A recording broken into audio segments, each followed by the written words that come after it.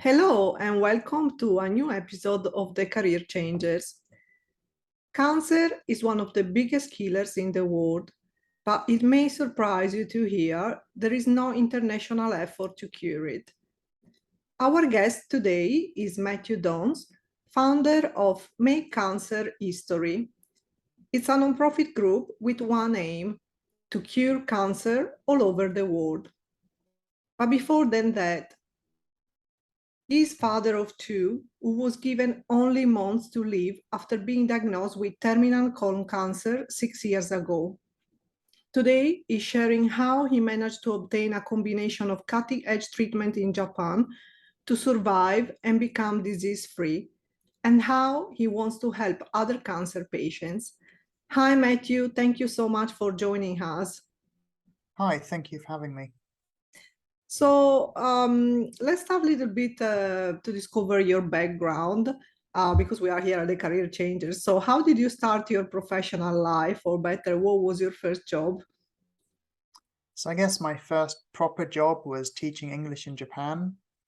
After university, I went to live in Japan just for a year with a working holiday visa that had just started the agreement between Japan and the UK at that time. That would have been like end of 2001. So yeah, I was teaching English in Japan. Really great fun. And then the visa finished. So I headed back to the UK and I worked as an IT instructor. I'd always been very interested in computing from 4 or 5 years old. There'd always been computers at home. So it was a very natural thing to combine teaching with IT. And I was just working in a very small computer school. So it was really exciting because I had to learn things very quickly to be teaching them the next week. So my boss would say, like, next week you're going to do a seminar on network security. So here are the study materials, and get ready for the seminar. So yeah, it was a fun time. And then after a few years of that, I came back to Japan, where I've been sort of dividing my time between Japan and the UK ever since then. What was your dream job when you were a child? So yeah, it's really interesting to think about it, actually. So I was really interested in science as a child. There was a very famous book published, I think, when I was a teenager, called A Brief History of Time by Stephen Hawking, which was the book that made quantum physics popular, and relativity, and all this kind of thing, and particle physics. It's a popular science book, not a very technical book, just one equation in the book. But I remember reading that, and I just fell in love with science and really wanting to understand how the world works and how the universe works. And ironically, I'm kind of moving back towards science now, which maybe we'll talk about later. What is your educational background? Not a lot, actually. I'm kind of, well, it's interesting, you use the word education. I'm very pro education and very anti-schooling. The famous Mark Twain quote, "I never let my schooling get in the way of my education." So I've always been self-educated. I loved reading a lot as a child, and loved learning things and trying to understand how things work. And also growing up, I was very fortunate that my family traveled a lot. My parents were both teachers, so they had long summer holidays, and we'd always travel around Europe and further as well. So, I always remember at school, we'd be learning from textbooks, maybe, let's say, studying ancient Egypt, and maybe the previous summer I'd been to Egypt, I'd walked around in Cairo, I'd been to the pyramids, or we'd be studying about Renaissance art, and of course I'd been to the Sistine Chapel, or I'd seen the frescoes. And so there was a very big gap between what we were doing at school and what I knew reality was. So I feel that I didn't get much from kind of formal education, but I got a lot from my self-education, and that continues today. I study every day without fail. So I'm always trying to learn something. So, what have been the highlights of your career? So I think as an English teacher, a really big thing was preparing young Japanese people for studying abroad, because a lot of them, their dream was to go to the US or go to Europe and study abroad. So that was like a really fun thing, um, because you're taking care of their dream. You're thinking like, what can I do to prepare this, let's say, university student who is going to go and spend a year in another country? What can I do to prepare them?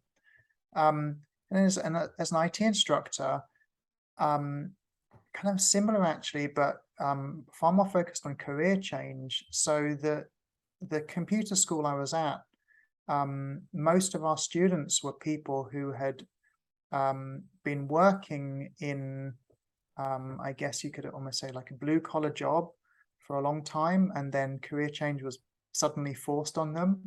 So we'd have, people coming to the IT school who had spent 20 years, let's say, in the printing industry, and then suddenly the printing companies were closing down because, the things that they had been doing for 20 years, highly skilled, a teenager could do with a laptop and, Photoshop or Adobe Illustrator. So that they're kind of, their skills were essentially, it's sad to say, but essentially worthless overnight. But they knew that, IT is essentially a meritocracy, right? If you get the skills and the knowledge, you can be have a really good career in IT. So that was always a highlight, was helping with those very sudden career changes. Mm. So, at some point during your career and your life, something unexpected happened, and you've been diagnosed with cancer. I guess that in a moment, all your priorities change. How and when did you get this diagnosis, and what did change in the moment for you? Yeah, it was I mean, it was so sudden and so extreme that my life before that has kind of blanked out a bit. It's incredible. So it was 2016, so like 6 years ago. Um, I was in the UK, so I spent time in the UK as well, and I had just got a mild chest infection. But because I was in the UK, I thought, well, I don't want this to spoil my few months here. I'll go and get some medicine from just a normal family doctor. So I went to see the GP. She gave me some just antibiotics. Usually I wouldn't bother with medicine just for like it's just like a bad cough I had picked up on the plane. But because it's easy, because I'm back in England, I'll do it. And I got a very kind of bad reaction from the antibiotics. I got a lot of like pain, abdominal pain. And I went back to the GP and said, I've been feeling really bad for the past couple of weeks taking this medicine. And she fortunately was a bit suspicious. I mean, she wouldn't have had any idea it could be cancer, but she just said, well, just go and get some tests done. So she referred me to the local hospital. So I had just usual blood tests and chest x-ray. And blood tests showed maybe there was some internal bleeding. So then I had some internal investigation. And this was a week before I was due to go to Greece for a trip with my family, not just my immediate family, but with my parents as well. And the internal investigation, the endoscopy and gastroscopy, found a huge tumor in my intestine.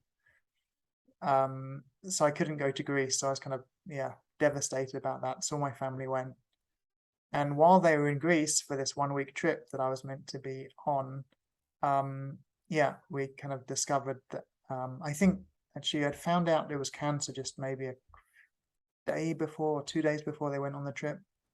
But when they were on the trip, I found out it was terminal cancer because it had spread a lot. So that was shown by the scans. So that was very serious, obviously, and some very difficult phone calls because I didn't tell them while they were on the trip. I didn't want to like ruin this holiday.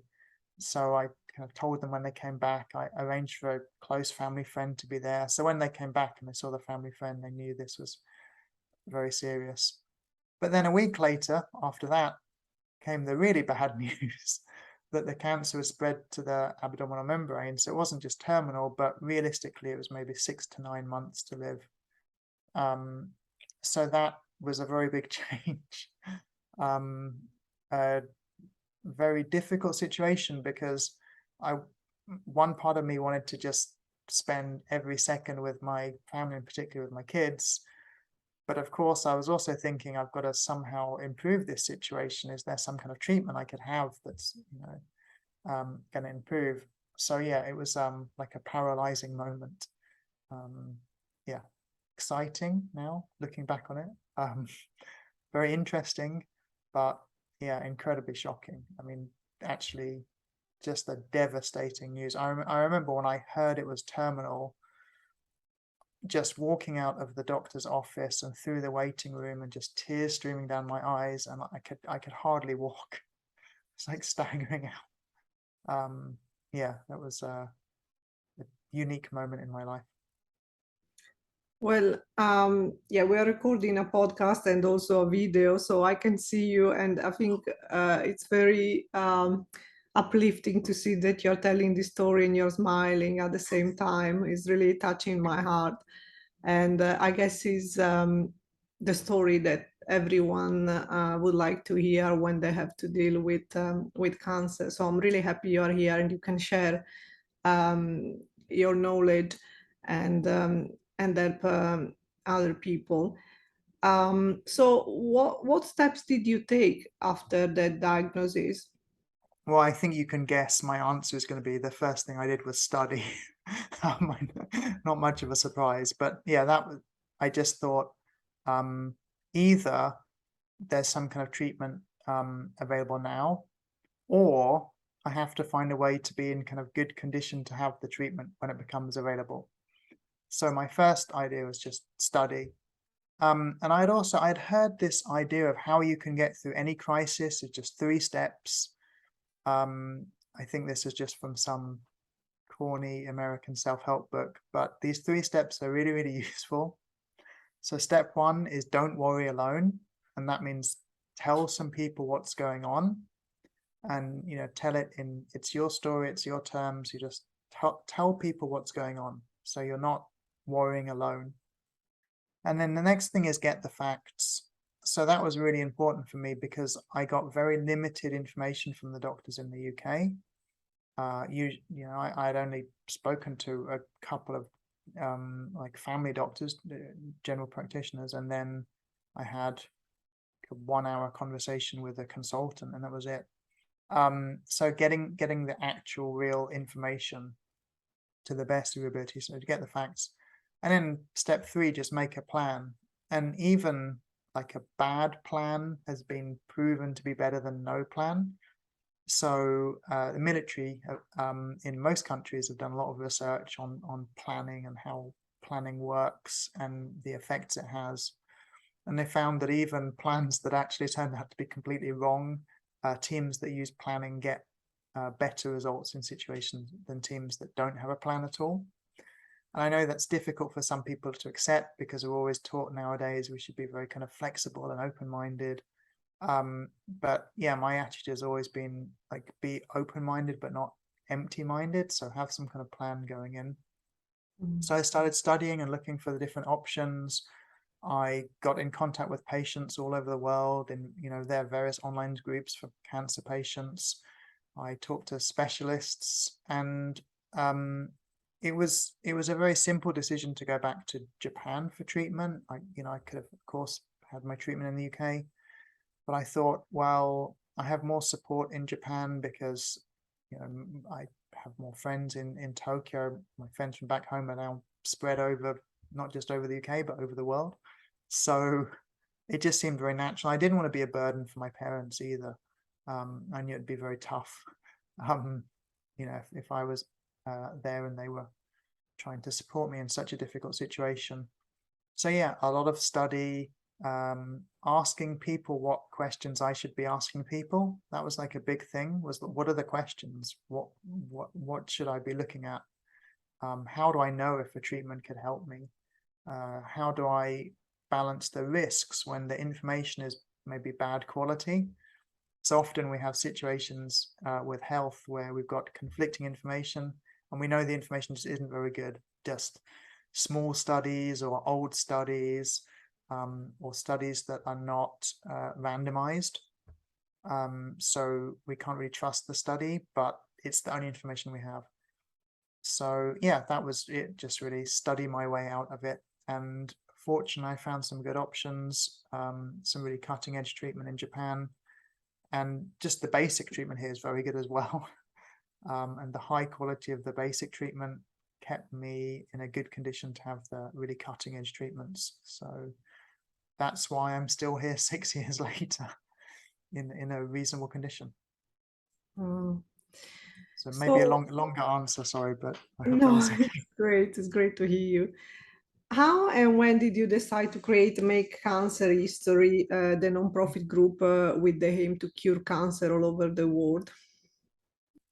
So it was really a couple of years ago. I mean, I think it was just a bit before COVID that I really thought I should. So one thing that happened was just I was very active in these online groups for cancer patients, these online like Facebook groups for cancer. And of course, I was asking questions and getting help, and I was trying to support other people as much as possible. And I was telling them about these treatments that I was having, and most of them hadn't heard of them because some of the treatments are unique to Japan, or available in other countries, but just not used much. And then, of course, I kept staying alive. So patients are kind of asking, wow, you had this really bad diagnosis, and that was 3 years ago, or that was 4 years ago, or that was 5 years ago. What have you been doing? What do your doctors know? So it's just very natural to then think, well, I'm gonna just burn out, like answering these people one by one, dealing, how can I reach more people? And especially what happens if the cancer suddenly resurges throughout my body and I get very sick or die, whatever. I need to create something that's still going to be there, some kind of resource for people. So it was just a very kind of a natural idea a couple of years ago. And then there was also this very strange realization that cancer is not being taken seriously in the world as a disease that could potentially be cured. I think a lot of people, when the Thai cave rescue happened, right? You remember that? Yeah, You remember that it was like a soccer team, like boys sports team, and they were trapped in the cave, yeah, and it was impossible to rescue them, absolutely impossible. Like anyone who knows about cave rescue knows this was impossible.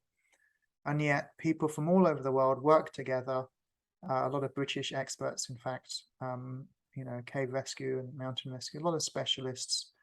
And the plan was impossible, obviously, to enter the cave with equipment for these boys, sedate them in the cave, take them through this, passageways flooded with water, full of mud, so you can't see. It was impossible, and yet it was 100% successful. And I think that was, for people who pay attention to what's happening in the world, that was a really clear sign that like humans can achieve so much if we just stop being ridiculous, even just for a few moments. If we don't have to be smart, we just have to stop being stupid for a little bit of time. We can just stop being idiots for just a few weeks, we can achieve something quite incredible. And I could see that wasn't happening or isn't happening in cancer medicine. When you talk to the different specialists, they hate each other. They absolutely hate each other. The people doing radiation treatment hate the surgeons. The people doing surgery think that surgery is the only way to treat cancer, and radiotherapy or chemotherapy is a waste of time. They're bickering, they're childish, they're not adults working together to make a better world. So it's that kind of realization flowing through me that I thought, well, there's lots of basic stuff that these people aren't doing. They don't know about video conferencing. They don't know about agile development, for example. It's a big thing from coding that's now spreading to, lots of other things. They don't know about coaching. You think just in the past few years, the transformative nature of coaching, they don't know about that. They're not, the top surgeons they don't coach.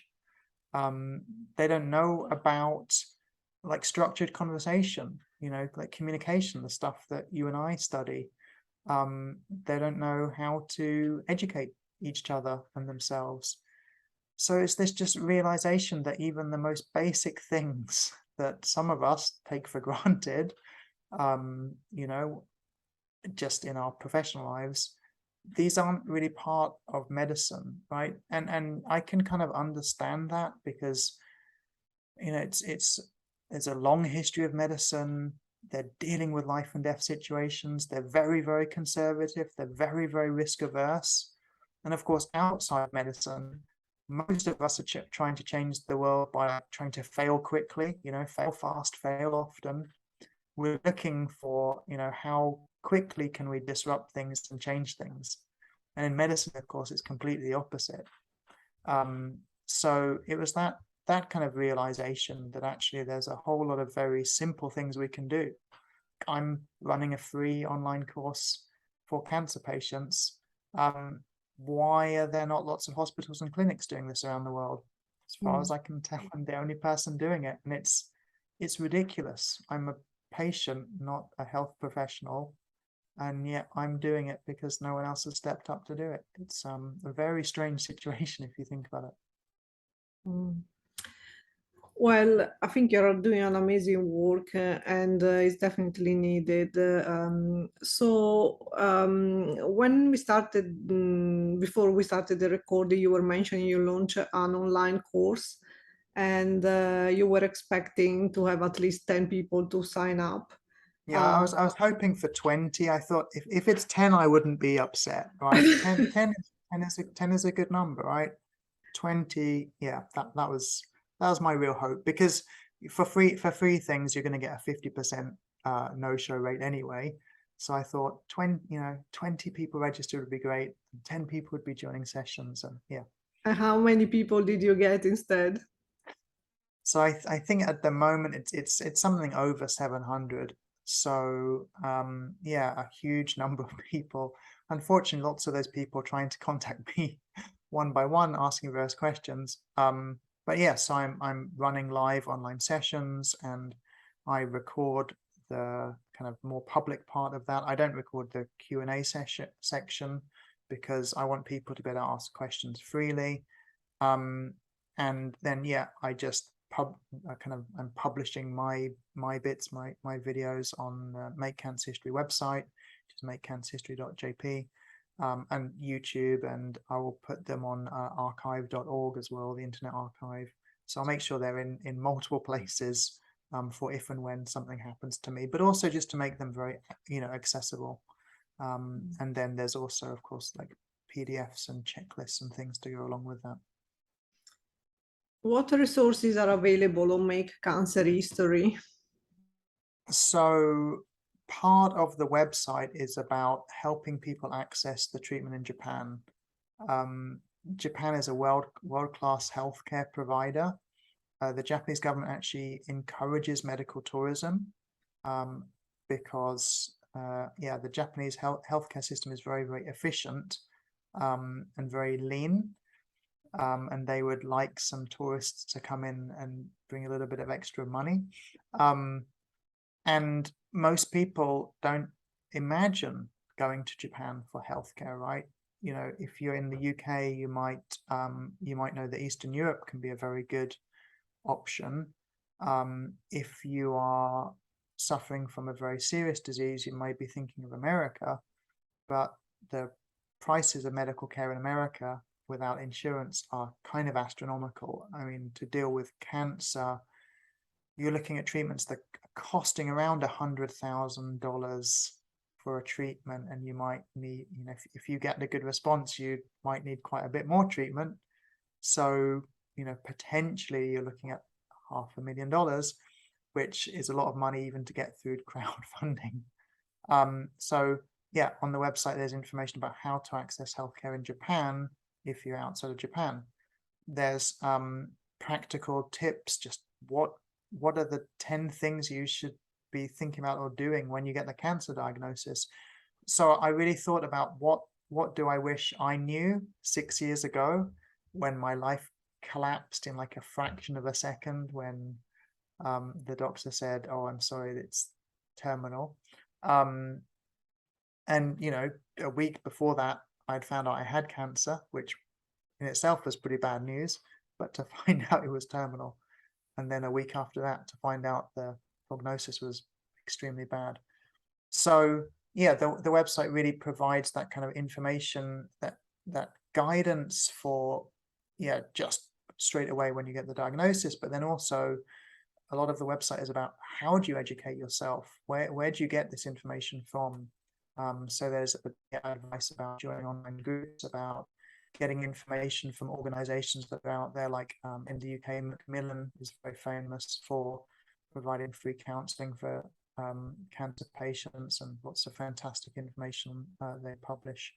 So yeah, there's a lot there at makecancerhistory.jp. Mm.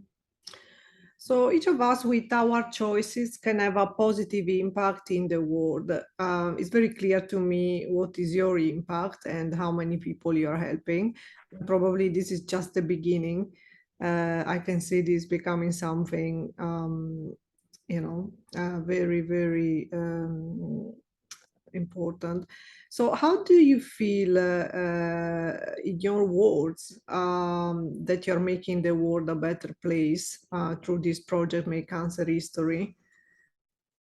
I think that through my work up till now, and I mean, I should say it, although it's started 2 years ago, it's really been accelerating a lot in the past few months, and particularly the past couple of weeks. So the change is that it's giving people a kind of solid hope.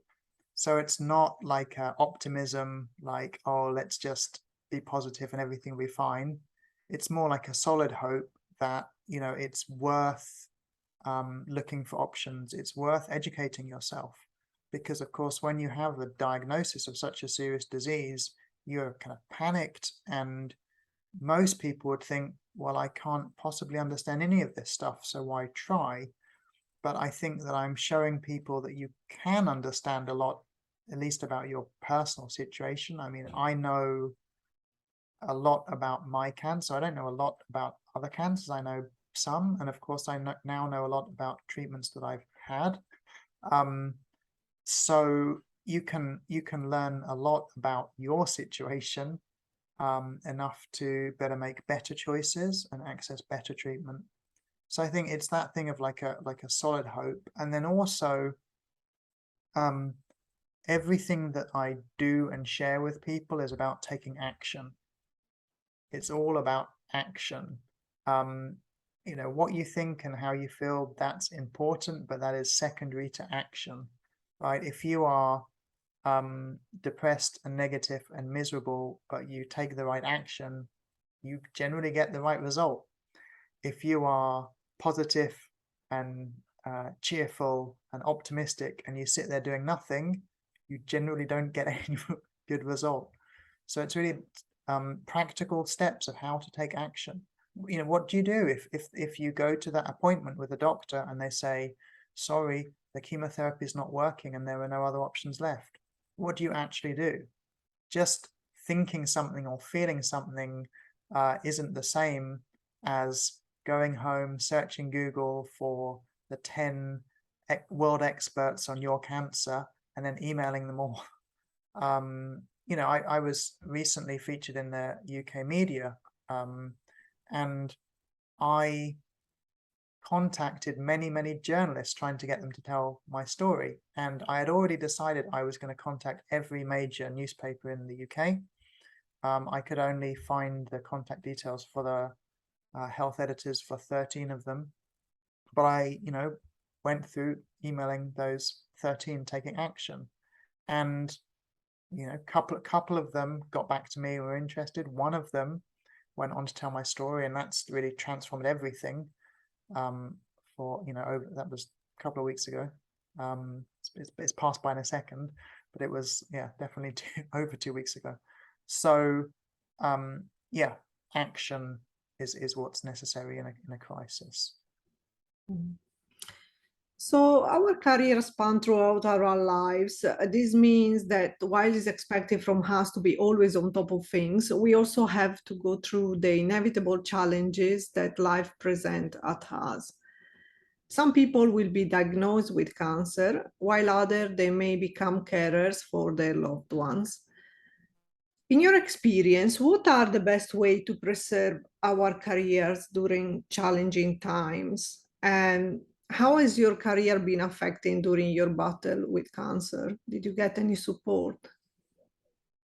So yeah, it's a very big question. I think it's a very good question, because in a time of crisis, it's very natural to think about what's really important. And I think it's a chance, we're kind of forced to look at the essentials. What is the essence of what I do? And a good question to ask yourself is like, who do I want to be a hero to? So like, who do I really want to help? If you are in education, for example, let's say you're dealing with young people, if you're let's say you're teaching children, and you think, well, am I really trying to teach for the parents? Is it that I'm trying to teach for these children? Is it that I want to help these children become the best possible adults so that we can have a better future as humanity in the future? So I think kind of going back to the fundamentals of, what is it that I really care deeply about, and particularly who do I care about most for helping them? What is the result that I'm trying to get for other people? Like what is really valuable for me? So I think that, yeah, in this kind of crisis, it's definitely the time to think what's important and what isn't important. And maybe it's quite eye-opening that some of the things we held very close to us turn out to be not very important at all. I realized that getting a deep connection with people was more important to me than helping large numbers of people. Although at least over the past couple of weeks, it seems I'm suddenly in contact with a very large number of people. So maybe I'll try and get a deep connection with a large number of people, really trying to change how they see things, right? That they are in a situation where they feel there's no options, no hope, no reason to continue, no reason to educate themselves. In terms of support, I mean, I can't really answer that question, because in my case, my career is, or at least recently, has always been entrepreneurial, right? I'm the support for me, right? It's up to me, right? I'm either running my own business or freelancing, whatever. So yeah, I think when there's a crisis, it's time to revisit what's really important to you, and particularly who is important to you. I mean, I see this a lot when I'm helping other entrepreneurs or business owners, that a lot of them are in love with the business and what they do, but it's better for them. It would be better for them to shift their attention to the people they're helping and start thinking about that. I mean, I'm sure like in business coaching, we always tell people, don't think about customers, but think about clients, right? The client is someone who is under your care. Like you have a duty, almost like a duty of care for them, and that's a very difficult shift mentally for most people.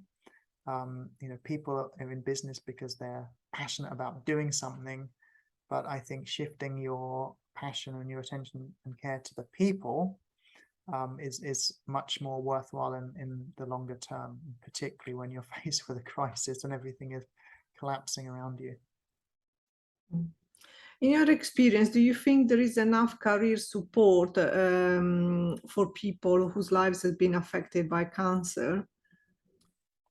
The obvious short answer is no, but to some extent it's changing, and to a large extent now it's not so necessary. So one thing, we're talking like in the post-COVID world, or I mean we're in the COVID situation, right? And that's changed a lot because it's forced people to be flexible. So now, overnight people discovered you could work from home. We're doing this call on Zoom. Zoom was around for quite a few years before COVID.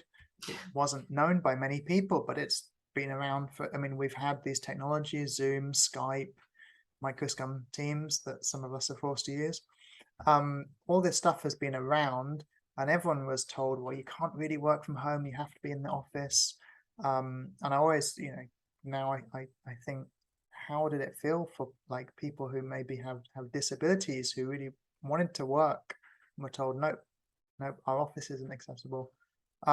So that's something that is, now it's possible to work from home.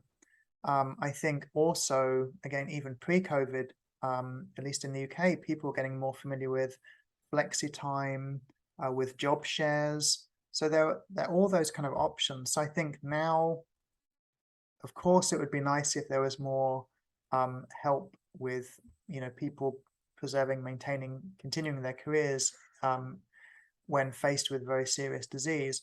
On the other hand, we now have more tools than ever before. I mean, you were doing a podcast called Career Changes, right? There's now so much information out there. There are information products, there's online coaching, so many podcasts, there are free video courses. There's all these tools now that let us become more and more flexible. So I think, yes, there should be more support. It would be great if there was. On the other hand, I would point out that, we are now more empowered than ever before if we choose to make use of these tools, right? If we choose to listen to podcasts like yours instead of some entertainment stuff. But no comment on that. So, in your experience, what are the most common challenges people face when dealing with cancer? I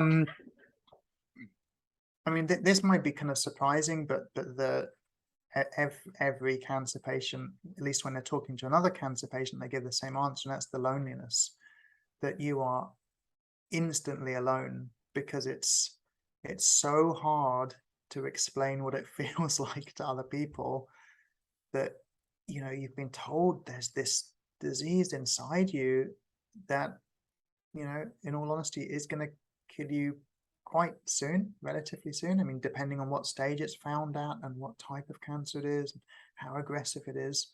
But it's that total feeling of being alone, and it's very hard to explain that to other people. The kind of interesting consequence of that is that when cancer patients, communicate with other cancer patients, we have an instant and very, very deep connection. There's a certain connection you have with someone, like if you know that they've, had 6 cycles of chemotherapy. Chemotherapy is where you have like essentially poisons put in your body to try and kill the cancer without killing you. That's what chemotherapy is, and I did it for 5 years, and may certainly have to take some chemotherapy again at some point. You have a very special connection with people when they felt the kind of physical sensations that you felt. So yeah, the challenge of loneliness. Another challenge is just having so many decisions that you have to make and not knowing how to make them. Now, in my case, it was a bit different because, I think you can probably guess I've been involved in coaching and consulting and stuff for quite a while. So big part of my work is to help other people make decisions, and using decision-making frameworks and this kind of thing. But yeah, that's a real challenge, is, what do you do when you're faced with literally a life and death situation, not kind of, hyperbole, but this is actually life or death. You've got conflicting information from different specialists who have differing opinions. You have patients, family and friends giving other opinions. So yeah, that's a kind of big challenge, is the decision making. And I don't want to be too critical about schooling, but we are not taught proper decision making at any level of formal education, I'd say. And in school, we should at least make decisions, record them, and then go back and think, was it the right option I took? Why did I take this option? We have that kind of luxury, right? As kids, we should be able to kind of play around with decision making and find different ways to do it, and go back and analyze our thinking. I've never met anyone who learned that in formal education. So yeah, those, I would say, that the two massive challenges: the complete sudden feeling of being alone because it's so hard to communicate to other people what's really going on. You've got all these conflicting thoughts and feelings at the same time. And yeah, how do you make very, very difficult, very, very, very serious decisions? Often when you're in a bad state of mind, you may be suffering from sleep deprivation. I mean, the first few months of cancer diagnosis, you are not getting a good amount of sleep and a good quality of sleep. You might be spending a lot of time crying, which is quite exhausting.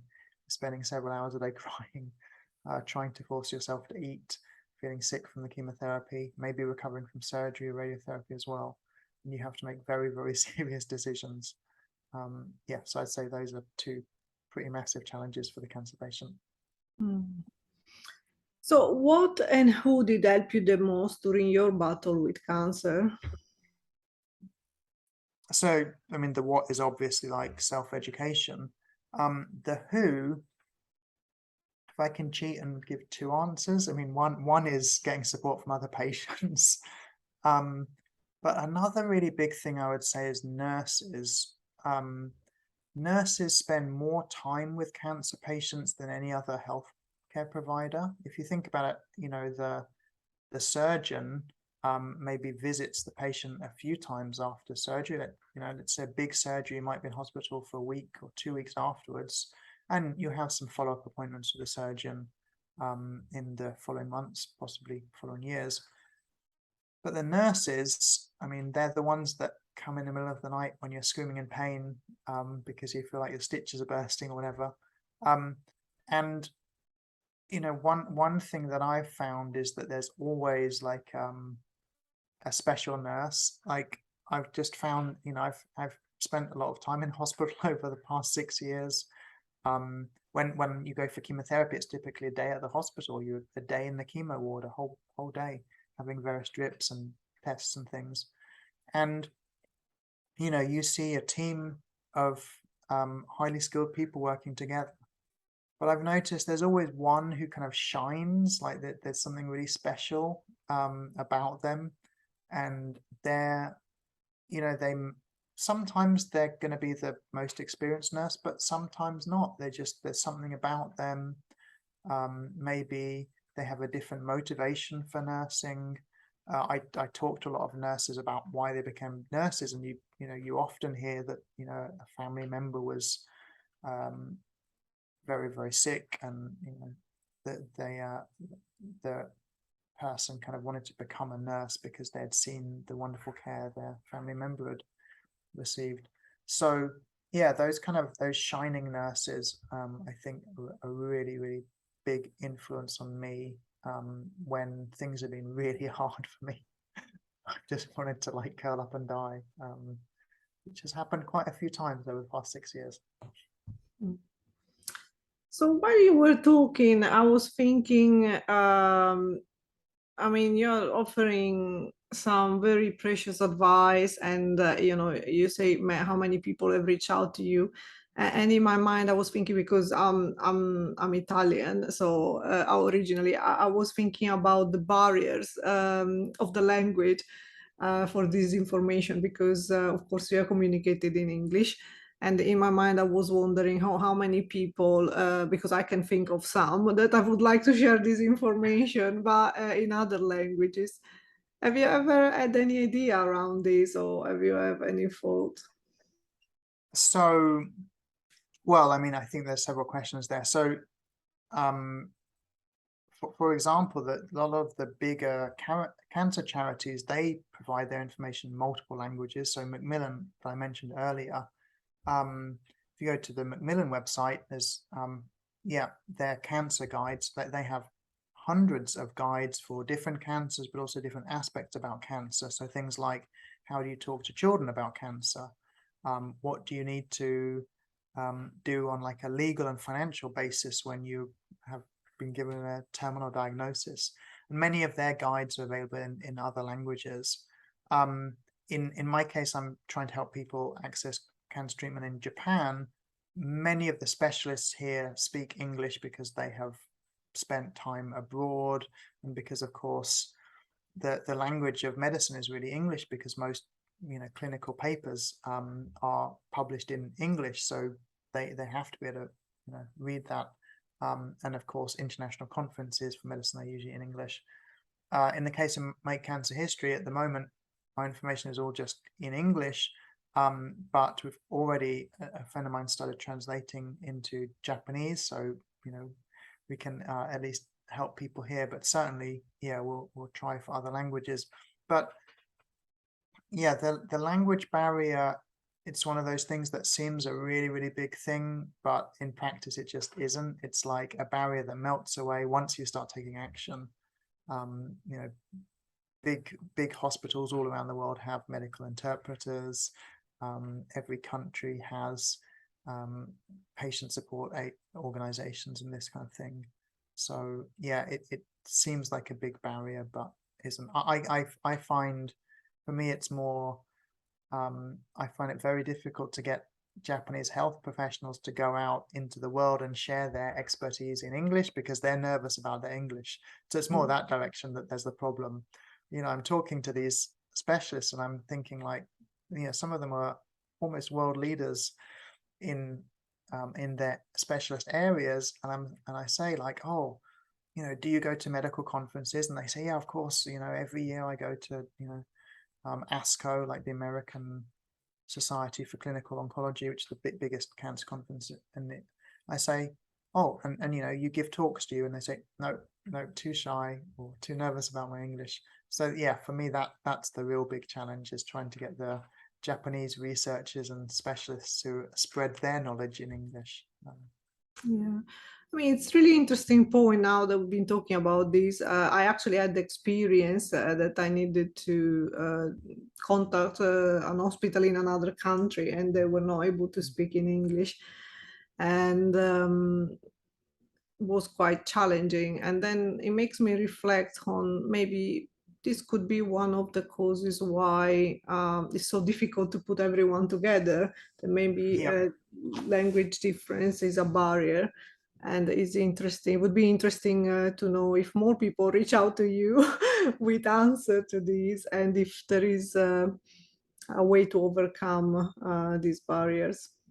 Yeah, and I think that because we imagine that sorting these kind of things out is impossible, so we don't look at the options that are already there. So for example, in Japan, the larger hospitals will have medical interpreters, but when they don't, we can call the interpreter hotline, who will then act in the middle, right? So I've been in hospital a lot for the past 6 years, and before I was kind of just struggling with the Japanese nurses. My Japanese is very poor. But now, you talk to the nurses here, if they don't understand you, they whip out their phone and they're using the translation, they're typing into Google Translate, or they're asking Siri to translate or whatever. So now, of course, we have all those options. In theory, we could be talking to a medical specialist with Zoom running on our phone, with someone else in another country translating. Another thing is, now it's easier to find volunteers than ever before. So any city you're in, there'll be some voluntary organization that will send someone to come and help you, so like a volunteer interpreter. So we have all those options now. We could just post on Facebook and say, I need to call a hospital in the Czech Republic, do I, do any of you know someone who speaks Czech and can help me make the call? But we don't think of that, right? We don't, if you think how many people right? Like average person is well connected to 150 people. So that's a big network of people, right? Someone knows someone who speaks almost any language in the world. So we're approaching the end of this episode, and I feel really touched by this conversation. I think you provide so many insights to our listeners, and and and a lot of hope that is always needed. So what type of advice would you give to anyone that is facing a similar journey? So, of course, I will fall back on that 3-step approach of don't worry alone. Tell some people what's going on. Make sure you get some facts. Like we often worry about things because we're being like vague about them. So things like, if you are going to go and look for cutting edge treatment that's not available with your public health insurance, we want to know exactly how much does it cost. We just imagine it's this huge amount. Well, is it? Are there organizations that could help pay for that? Are there ways that the healthcare provider could pay for that? So, I mean, if there's a medicine that is unavailable in your country, you can contact the healthcare provider directly and say, say to the pharmaceutical company, could you provide this under a compassionate care case? That's often applicable if the patient is young. Pharmaceutical companies want to get the medicines to the people that need them. So there are options like that, but we need to get the facts. It's a terrible situation if we are worrying and paralyzed because we're looking at no information or the imaginary information. We need to get the facts. How much does the thing cost? How long will it take? Who do I talk to? What are the options? And then make the plan. Of course, be flexible, but you need some kind of plan you can follow, especially when the situation is very, very difficult. When everything is falling apart around you, having some kind of plan to stick to, even if it's not a very good plan, that's how you get through it. So maybe the advice is a bit corny, but follow those 3 steps, and you can get through any situation. Well, now really the last question. If you could give yourself a piece of advice, what would you say to your younger self? I think very easy is just get started on serious things earlier. Get started right now. I think a lot of us spend time getting ready to get ready, and that just eats up all the time.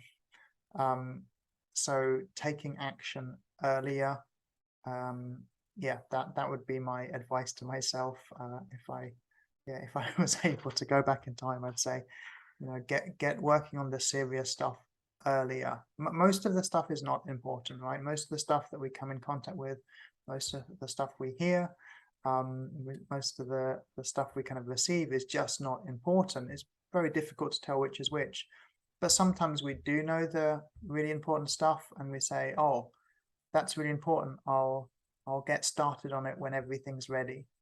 But that's a losing strategy because the time just gets eaten up. So focusing on the serious stuff earlier, whether it be exercise or self-development or studying or helping others or traveling. If you want to, don't plan the dream trip for retirement.